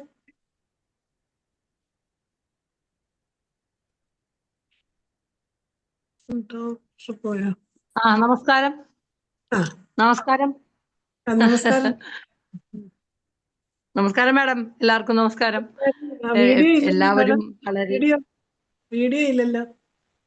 വീഡിയോ വേണ്ട, ഇത് മതി. അപ്പോ ഒരു കേസ് എന്താന്ന് വെച്ചാല്, വടക്കാഞ്ചേരി CMO ആയിരിക്കുമ്പോ അവിടെ ഒരു പേഷ്യന്റ് വന്നു. അവർക്ക് ബ്രെയിൻ ട്യൂമർ ആയിരുന്നു. അപ്പോൾ അതിൽ തന്നെ സ്ക്ലീറോട്ടിക് കണ്ടീഷൻ കൂടെ ഉണ്ടായിരുന്നു. ബ്രെയിൻ ട്യൂമറാണ്. അപ്പോൾ കേസ് എടുത്തപ്പോൾ പ്ലംബമെറ്റാണ് വന്നത്. അപ്പം ഞാൻ അവരോട് ബാക്ക് ഹിസ്റ്ററി ഒന്നും ചോദിച്ചില്ല, നല്ല തിരക്കാണ്. അപ്പം ഞാൻ പറഞ്ഞു, 3 ദിവസം കൂടുമ്പോൾ 1 ഡോസ് പ്ലംബമെറ്റ് ഇവർക്ക് കൊടുത്തുകൊണ്ടിരിക്കണം, അപ് ടു 3 months. ആഴ്ചയിൽ 2 പ്രാവശ്യം. ഫാർമസിസ്റ്റിനോട് പറഞ്ഞു, ഇവരെ ഇനി എനിക്ക് കാണണ്ട, ഈ 3 ദിവസം കൂടുമ്പോൾ ഇവർക്ക് കറക്റ്റായിട്ട് മെഡിസിൻ കൊടുക്കണം. പ്ലംബമെറ്റ് 200 ഓരോ ഡോസ്. ബ്രെയിൻ ട്യൂമറാണ്. അപ്പോൾ കാഴ്ചയ്ക്ക് മങ്ങലുണ്ട്. അപ്പോൾ അങ്ങനെ എപ്പോഴും എല്ലാ പേഷ്യൻറ്റിനെ നോക്കാൻ പറ്റാത്ത വിധത്തിൽ അവിടെ ഒട്ടും സൗകര്യമില്ലാത്ത ഒരു ഡിസ്പെൻസറിയാണ് വടക്കാഞ്ചേരി.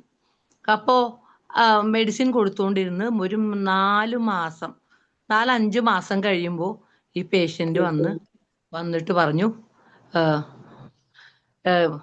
ഈ എൻ്റെ രണ്ടാമത് MRI എടുത്തപ്പോൾ കംപ്ലീറ്റ് ബ്രെയിൻ ട്യൂമറും മാറി, യാതൊരു വിധത്തിലുള്ള ഗ്രോത്തും ഇല്ല.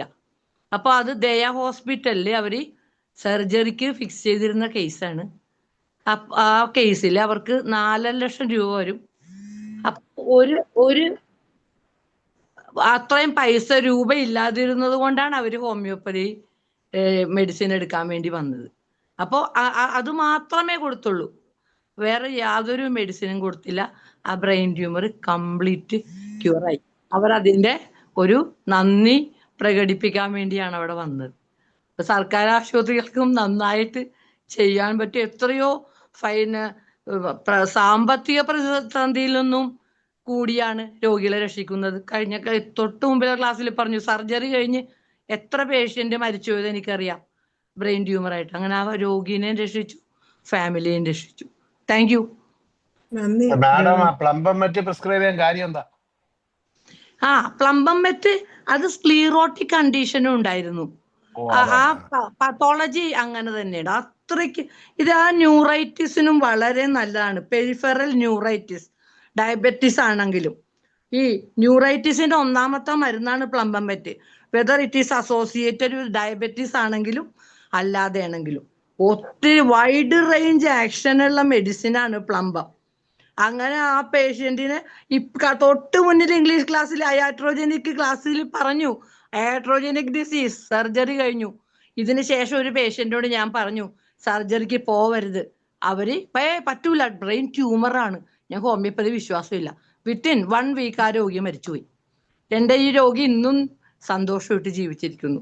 അതാണ് ഹോമിയോപ്പതി. ഡോക്ടർ ഹനുമാനെ നമസ്കരിക്കുന്നു. Thank you. നന്ദി ജോളി ഡോക്ടർ. വളരെ അത്ഭുതകരമായ ഒരു കേസ് ഡോക്ടറുടെ കയ്യിൽ നമുക്ക് ലഭിച്ചു. ഇനി നമുക്ക് പീതാംബരൻ ഡോക്ടറുടെ അനുഭവം കേൾക്കാം. പീതാംബരൻ ഡോക്ടറെ മ്യൂട്ട് ചെയ്യണ്ടേ?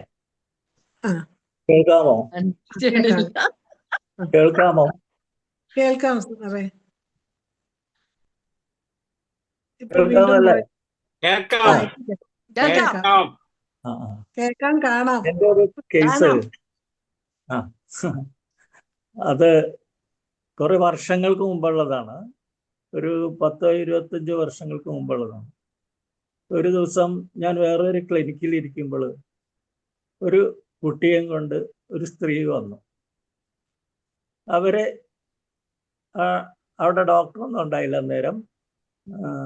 എന്നോട് ആ കുട്ടിയുടെ വിവരങ്ങളെ കുറിച്ച് പറഞ്ഞു. ആ കുട്ടിക്ക് പനിയായിരുന്നു. പനിയായിട്ട് സിറ്റിയിലുള്ള ഒരു വളരെ പ്രശസ്തനായൊരു പീഡിയാട്രീഷ്യൻ കുറേ നാളിങ്ങനെ ചികിത്സിച്ചുകൊണ്ടിരുന്നു.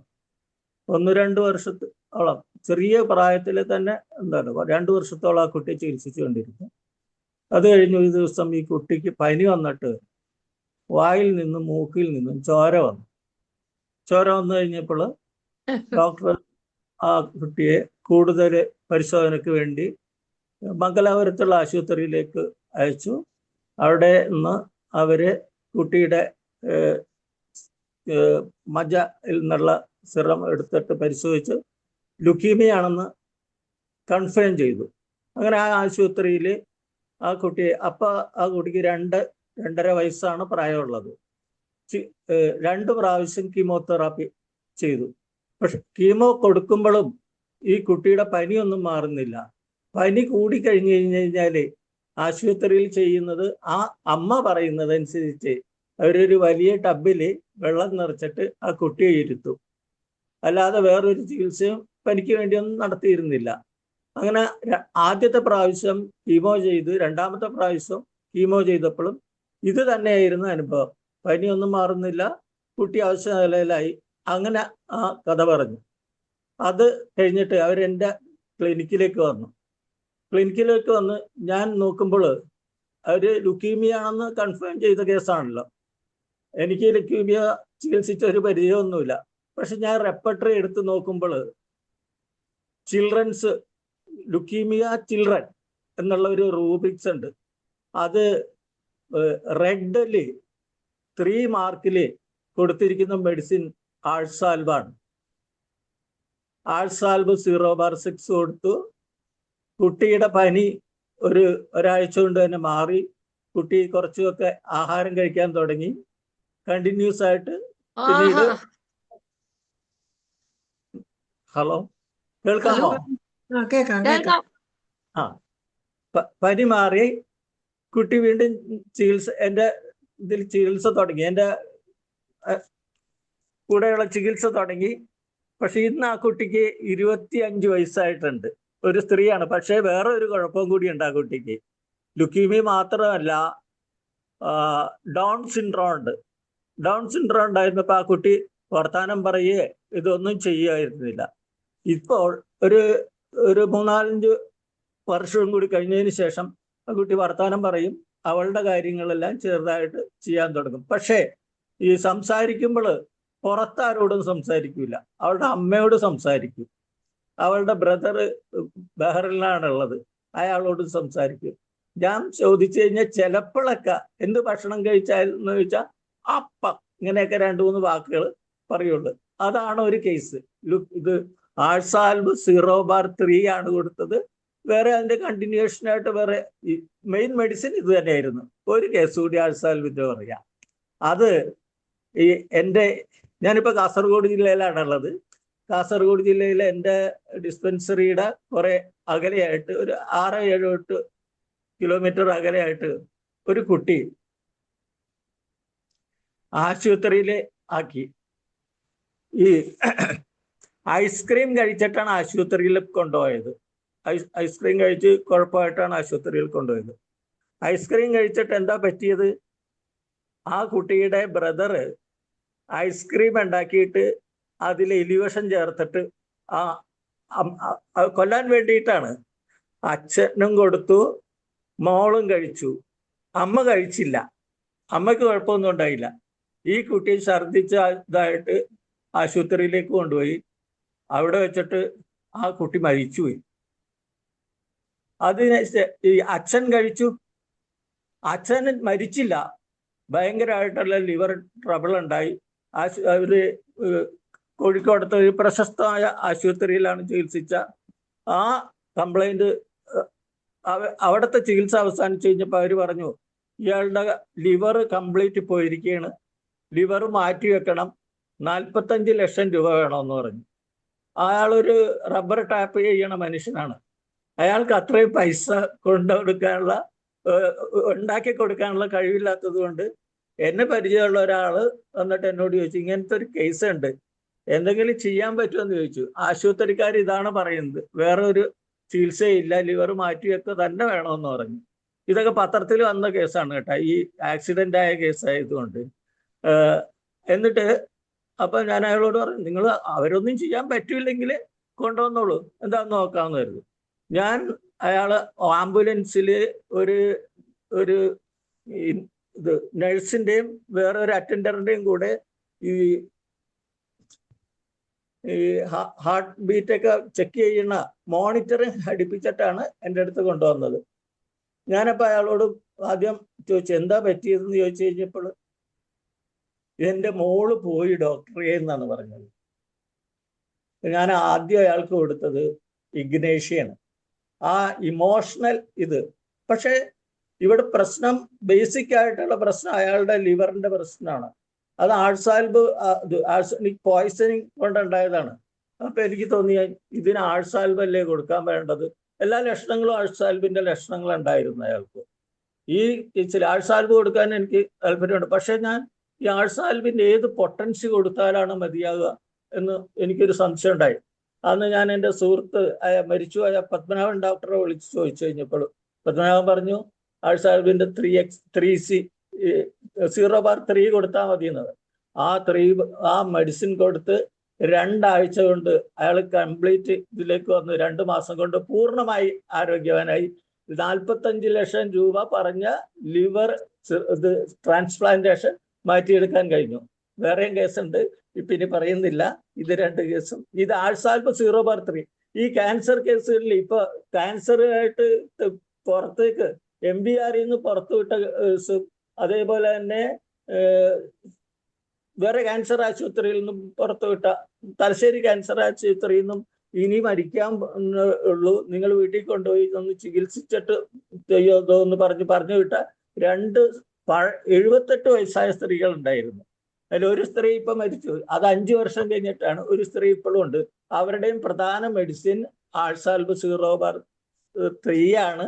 കൂടാതെ അവർക്ക് ഞാൻ ഇത് കുറുക്കുമ ടിഞ്ചർ കൊടുക്കാറുണ്ട്. അവരോട് ചേന കഴിച്ചോളാൻ പറയാറുണ്ട്. പിന്നെ അത്യാവശ്യം വേറെ എന്തെങ്കിലും കണ്ടീഷൻ വരികയാണെങ്കിൽ അവർക്ക് വേറെ മരുന്നും കൂടി കൊടുക്കാറുണ്ട്. ഇതാണ്. അപ്പൊ ആൾസാൽബ് 0/6 വളരെ പ്രധാനപ്പെട്ട ഒരു മെഡിസിനായിട്ട് എനിക്ക് തോന്നിയിട്ടുണ്ട്. ഈ ക്യാൻസർ കേസിൽ, ഈ 2 ക്യാൻസർ കേസിലും അവര് ഇപ്പോഴും ജീവിക്കുന്നു പോകുന്നുണ്ട്. 78 വയസ്സായ സ്ത്രീയാണ്. അവരവരുടെ ജോലിയെല്ലാം ചെയ്തിട്ട് ജീവിച്ചു പോകുന്നുണ്ട്, ഒരു കുഴപ്പമില്ലാതെ. ശരി, ഓക്കെ. നന്ദി. ഡോക്ടറെ, ചേന പറയാൻ കാര്യം എന്താ? ചേനയിൽ നിന്ന് ഇത് ഉണ്ടാക്കുന്ന ഒരു ആൽക്കലോയിഡ് ഉപയോഗിച്ചിട്ട് അലോപ്പതിയിൽ മരുന്നുണ്ടാക്കുന്നുണ്ട്. അതുകൊണ്ടാണ് ക്യാൻസറിനാ? ആ. അതൊരു പുതിയ അറിവാണല്ലോ ഡോക്ടറെ. Okay, thank you. അതൊരു ക്യാൻസറിന്റെ മാത്രം ചികിത്സിക്കുന്ന ഒരു ഇന്റർനാഷണൽ ഫിസിഷ്യൻ ഉണ്ട്, കേരളത്തിലുള്ള ആള് തന്നെയാണ്. അയാളുടെ ഒരു വീഡിയോ കണ്ടപ്പോൾ എനിക്ക് തോന്നിയതാണ്. അപ്പൊ ചേന എങ്ങനെ കഴിക്കാൻ പറയും? ചേന വെറുതെ വേവിച്ച് കഴിച്ചാൽ മതി. തോരൻ വയ്ക്കുക എല്ലാം കഴിച്ചാൽ മതി അല്ലേ? ആ, പിന്നെ കറി വെച്ച് കഴിച്ചാൽ മതി. അതെ. Okay, thank you. അദ്ദേഹം പറയുന്നത് കറുത്ത മണ്ണിലുള്ള ചേനയാണെങ്കിൽ ഏറ്റവും നല്ലതാണെന്നാണ്. കറുത്ത മണ്ണില്? ആ ഡോക്ടറുടെ പേര് ഞാൻ മറന്നുപോയി. ശരി. ചേനയുടെ കണ്ടന്റ് അലോപ്പതിയില് അവര് ഇതിന് ഉപയോഗിക്കുന്നുണ്ടെന്നാണ് അദ്ദേഹം പറഞ്ഞത്. ശരി, അപ്പൊ ഒന്ന് ട്രൈ ചെയ്ത് നോക്കാം. നോക്കാം. Okay doctor, thank you. അത് അങ്ങനെ തന്നെ ഇത് നമ്മളുടെ കുറുക്കുമയും ട്രൈ ചെയ്ത് നോക്കണം. അല്ല, കുറുക്കുമ നല്ല എഫക്റ്റ് ആണ്. ശരി, ഓക്കെ ഡോക്ടർ, താങ്ക് യു. നന്ദി ഡോക്ടറെ. വളരെ നല്ല 2-3 കേസ് ഡോക്ടർ നമുക്ക് പറഞ്ഞു തന്നു. ഇനി ധനേഷ് ഡോക്ടർ ആൻഡ്രൈസ് ചെയ്തിട്ടുണ്ട്. ഡോക്ടറെ, ധനേഷ് ഡോക്ടറെ. ഞാൻ ഒരു കാര്യം പറയാനാണ്. ഇപ്പൊ Jolly doctor brain tumour treat ചെയ്ത ഒരു കഥ പറഞ്ഞല്ലോ. കഥയെല്ലാം അനുഭവമാണ്. അപ്പം നമ്മുടെ മലേഷ്യയിലെ പാർത്ത ചക്രവർത്തി ഡോക്ടർ ബ്രെയിൻ ട്യൂമറിനെ കുറിച്ച് 4 പ്രസന്റേഷൻ നടത്തിയിട്ടുണ്ട്. അദ്ദേഹത്തിൻ്റെ ഏറ്റവും ഫേവറായിട്ട് വന്ന മെഡിസിൻ പമ്പമ്മറ്റായിരുന്നു. അത് ശരിക്ക് ബ്ലൈൻഡായിട്ട് കൊടുത്തതല്ല, അദ്ദേഹം റെപ്പർട്ടറി ചെയ്തിട്ട് കാണിച്ചതാണ്. അപ്പോൾ ആ സിംറ്റംസ് വെച്ച് റെപ്പർട്ടറി ചെയ്തപ്പോഴത്തേക്കൊക്കെ വന്നത് പമ്പമറ്റാണ്. അപ്പം അതുകൊണ്ടാണ് ജോളി ഡോക്ടർ ചുമ്മാതെ പമ്പമറ്റ് പറഞ്ഞതല്ല, ഡോക്ടറുടെ ഈ പറഞ്ഞ മെറ്റീരിയൽ മെഡിക്കയുടെ ഡെപ്തായിട്ടുള്ള റീഡിങ് കൊണ്ടാണ് ആ പമ്പമറ്റിൻ്റെ അത് കൊടുക്കാൻ പറഞ്ഞത്. അത് വളരെ ശരിയാണെന്നുള്ളത് നമുക്ക് ബോധ്യമായിട്ടുണ്ട്. ആ കേസുകൾ നമ്മുടെ യൂട്യൂബിലുണ്ട്, എല്ലാവരും ഒന്ന് കാണുന്നത് നന്നായിരിക്കും. അയ്യോ, ഡോക്ടർ പാർത്ത ചക്രവർത്തി, മലേഷ്യ, നമ്മുടെ ഇംഗ്ലീഷ് സെഷനിലാണ്. അതുകൊണ്ട് കാണാൻ ശ്രമിക്കുകയാണെങ്കിൽ എങ്ങനെയാണ് പമ്പമറ്റിൻ്റെ മെറ്റീരിയൽ മെഡിക്കതിനകത്ത് വരുന്നതെന്ന് വ്യക്തമായിട്ട് അദ്ദേഹം ഒത്തിരി വലിച്ചുവാരി അങ്ങോട്ട് സിംറ്റംസ് ഇട്ട് റെപ്പർട്ടർ ചെയ്യുന്ന ആളല്ല. മിനിമം സിംറ്റംസ് ആണ്. പക്ഷെ ആ പതോളജിക്കൽ സിംറ്റംസ് എല്ലാം റെപ്പർട്ടർ ചെയ്ത് വരുമ്പോൾ കറക്റ്റ് പമ്പമറ്റാണ് വരുന്നത്. ഇതൊന്ന് ആഡ് ചെയ്യാൻ വേണ്ടിയാണ് ഞാൻ ആൻഡ്രൈസ് ചെയ്തത്. നന്ദി ധനേഷ് ഡോക്ടറെ. ഏതായാലും നമുക്ക് ഇനിയിപ്പം സമയവും ഞാനൊന്ന് പറഞ്ഞോട്ടെ ഡോക്ടറെ. അപ്പൊ ഇപ്പം നമ്മുടെ ഹ്യൂബർട്ട് ഡോക്ടറും മറ്റേ നമ്മുടെ എബ്രഹാം വൈദ്യൻ ഡോക്ടറും പൊള്ളല് പറഞ്ഞു. കേൾക്കാമോ? കേൾക്കാം. അപ്പൊ ഒരു 93-ല് എനിക്കൊരു കേസ് കിട്ടി. അപ്പൊ എന്റെ ക്ലിനിക്കിന്റെ തൊട്ടടുത്ത വീട്ടിലുള്ള ലേഡി അരി തിളപ്പിച്ചുകൊണ്ടിരുന്നപ്പം കലം ഇങ്ങനെ മറിച്ചപ്പോഴത്തേക്കും പുറത്തുകൂടെ വീണ് വജേന തൊട്ട് താഴോട്ടുള്ള കംപ്ലീറ്റ് പൊള്ളിപ്പോയി. അപ്പൊ ഞാൻ ഉച്ചയ്ക്ക് വീട്ടിൽ വന്ന് ക്ലിനിക്കിൽ നിന്ന് ഊണ് കഴിച്ചുകൊണ്ടിരുന്നപ്പോഴാണ് അവരുടെ വിളി വന്നത്. അപ്പൊ ഞാൻ അവിടെ വെയിറ്റ് ചെയ്യാൻ എന്താ വരുന്നത് 1/2 മണിക്കൂറപ്പോൾ ഞാൻ പോയി നോക്കിയപ്പം കംപ്ലീറ്റ് പൊള്ളിപ്പോയി. അപ്പൊ അന്ന് ഇതുപോലെ സിംഗിൾ മെഡിസിനും മറ്റൊന്നും യൂസ് ചെയ്യുന്നൊരു സമയമല്ല. അപ്പൊ ഞാൻ ഉപയോഗിച്ച 3 മെഡിസിനാണ്. അതായത് കാന്താരിസ് 30, കാന്താരിസ് ടിഞ്ചർ എക്സ്റ്റേണലും പിന്നെ ഭയങ്കരമായിട്ട് പൊള്ളി വരുമ്പോഴത്തേക്കും കാർബോളിക് ആസിഡും കാസ്റ്റിക്കും ഈ 3 മെഡിസിൻസ് ആണ് ഉപയോഗിച്ചത്. ആ ചുറ്റുവട്ടത്തുള്ള എല്ലാവരും പറഞ്ഞു ഇത് മിക്കവാറും കുളമാവും. പക്ഷെ ഏകദേശം ഒരു 10-20 ദിവസം എടുത്തു.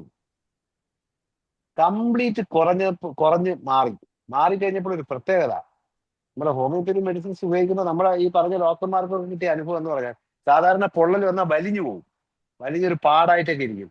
ഒരു പാട് പോലും വരാതെ മാറി എന്നുള്ളതാണ്. പക്ഷെ സത്യം പറഞ്ഞാൽ പബ്ലിക്കിന് അറിയില്ല. ഹോമിയോപ്പതി മെഡിസിൻ കൊണ്ട് പൊള്ളൽ മാറ്റാൻ പറഞ്ഞാൽ ആർക്കും അറിയില്ല. പൊള്ളൽ വന്നാൽ നേരത്തെ എബ്രാഹിമിന്റെ ഡോക്ടർ വരെ പോയി ഹോസ്പിറ്റലിൽ പോയി സിൽവറക്സ് ഇടും പുറത്ത്, പിന്നെ കുറെ ആന്റിബയോട്ടിക്കും കൊടുക്കും. പക്ഷെ ആ ഭാഗത്ത് നമ്മുടെ മെഡിസിൻസിന്റെ എഫക്ട് എന്ന് പറയുന്നത് ഒരു പാട് പോലും വരാതെ മാറ്റാൻ പറ്റും. അപ്പൊ ആ ഒരു എക്സ്പീരിയൻസ് ഷെയർ ചെയ്യാൻ വേണ്ടി സംസാരിക്കാം. Thank you very much. നന്ദി അനിൽകുമാർ ഡോക്ടറെ. കാർബോളിക് ആസിഡ് പോസ്റ്റിക്കോ ഏത് പൊട്ടൻസിയാ കൊടുത്തേ? കാർബോളിക് ആസിഡ് 200, കാന്താരിസ് 30, പിന്നെ കാസ്റ്റിക്കും ഇടയ്ക്കിടയ്ക്ക് 200 ഒക്കെ കൊടുത്തിട്ടുണ്ട്. ഈ കോസ്റ്റ് അതായത് നമ്മുടെ ഇൽ എഫക്ട്സ് ഓഫ് ബേൺസിന് നമ്പർ 1 മെഡിസിൻ ആണ് കാസ്റ്റിക്ക. ബേൺസ് കോംപ്ലിക്കേഷനിലോട്ട് പോകില്ല, അറസ്റ്റ് ആവും. കോസ്റ്റിക്കത്തിന്റെ ഒന്ന് കൂട്ടിച്ചേർത്തേക്കട്ടെ. ഏതാ? പറഞ്ഞോളൂ. കൂട്ടിച്ചേർ അത് എൻ്റെ ഒരു പേഷ്യന്റ് ഒരിക്കൽ ക്ലിനിക്കിലേക്ക് വരുമ്പോൾ അയാൾ വേറെ ഒരു അസുഖമായിട്ടാണ് വന്നത് എൻ്റെ അടുത്ത്. അയാളുടെ കൈ പൊങ്ങുന്നില്ല. കൈ ഒരു ഷോൾഡറും കൈയും ആക്സിലയിൽ ഇങ്ങനെ ചേർന്ന് വെച്ച് കൈ ഇത് ചെയ്യാൻ പറ്റില്ല. അപ്പൊ ഞാൻ ചോദിച്ചു അയാളോട് ഇത് എന്താ പറ്റിയെന്ന് ചോദിച്ചു. അപ്പൊ അയാളൊരു കഥ പറഞ്ഞത് എന്താന്ന് വെച്ച് കഴിഞ്ഞാല് അയാളുടെ ഭാര്യ മണ്ണെണ്ണ ഒഴിച്ചിട്ട് ആത്മഹത്യ ചെയ്യാൻ ശ്രമിച്ചു. ആത്മഹത്യ ചെയ്തു. ഇത് ചെയ്യണ സമയത്ത് ഇയാൾ ഇവരെ കയറി പിടിച്ചു. അങ്ങനെ ഇയാൾക്ക് പൊള്ളൽ പറ്റി. ഈ പൊള്ളൽ പറ്റിക്കഴിഞ്ഞിട്ട് ട്രീറ്റ് ചെയ്തു. സ്കാർ വന്നിട്ട് ഈ കയ്യ് ഒരു 10-20 ഡിഗ്രി മാത്രമേ അയാൾക്ക് പൊക്കാൻ പറ്റുള്ളൂ. ബാക്കി സ്കാർ നെഞ്ചിലും ആക്സിലയിലുമായിട്ട് നന്നായി താഴത്തേക്ക് വരിയലിന്റെ വശത്തിലൊക്കെ സ്കാർ പടർന്നു പിടിച്ചിരിക്കുകയാണ്. ആ പൊള്ളലുള്ള ഭാഗത്തെല്ലാം തന്നെ. ഞാൻ അയാൾക്ക് കോസ്റ്റിക്കം കൊടുത്തു. കോസ്റ്റിക്കം 1 കൊടുത്തത്. ഒരു 4-5 മാസം കൊണ്ട് അയാൾ പൂർണ്ണമായിട്ട് കൈ പൊക്കാൻ തുടങ്ങി. പൂർണ്ണമായിട്ട് അയാൾ ജോലി ചെയ്യുകയും ചെയ്യുന്നു. അയാൾ ഒരു കർഷക തൊഴിലാളി കൂടിയാണ്. പക്ഷെ ഇപ്പോഴും അയാൾ എൻ്റെ അടുത്ത് വരും എന്തെങ്കിലും അസുഖം ഉണ്ടെങ്കിൽ. അയാളുടെ മകളാണെങ്കിൽ ഒരു BBS ഡോക്ടറാണ്, ഗവൺമെന്റ് സർവീസിൽ ജോലി ചെയ്യുന്ന സ്ത്രീയാണ്. പക്ഷെ അയാൾ എൻ്റെ അടുത്താണ് വരുന്നവരെ. അപ്പൊ ഞാൻ പറഞ്ഞു വന്നത്, ഈ കോസ്റ്റിക്കം കൊടുത്തു കഴിഞ്ഞിട്ട് ആ സ്കാർ കംപ്ലീറ്റ് ആയിട്ട് പോയി. കൈ പൂർണ്ണമായിട്ടും ചെയ്യാനും പറ്റി. അതാണ് ഡോക്ടറെ ഇൽ എഫക്ട്സ് ഓഫ് ബേൺസ് എന്ന് പറയുന്നത്. അതാണ് കോംപ്ലിക്കേഷൻ വരില്ല. 1 ഞാൻ കൊടുത്തത്. 1 അതാണ് ഭയങ്കര സംഭവം. ഇത് എല്ലാവരും ശ്രദ്ധിക്കേണ്ടത്. ഇൽ എഫക്ട്സ് ഓഫ് ബേൺസ് തന്നെ നമ്മുടെ മെറ്റീരിയൽ ബോറയ്ക്ക് പറഞ്ഞു. ഒരു കോംപ്ലിക്കേഷൻസും മനസ്സില്ല. ഡോക്ടറുടെ അനുഭവം എന്റെ അനുഭവം സെയിം ആണ്. അതെല്ലാരും ട്രൈ ചെയ്ത് നോക്കാം. എന്തായാലും ഇന്നത്തെ നമ്മളുടെ അനുഭവങ്ങൾ പങ്കുവെക്കൽ എന്ന ഇന്നത്തെ നമ്മളുടെ ഈ ഒരു വെബിനാർ വളരെയധികം ഫലവത്തായി തീർന്നു.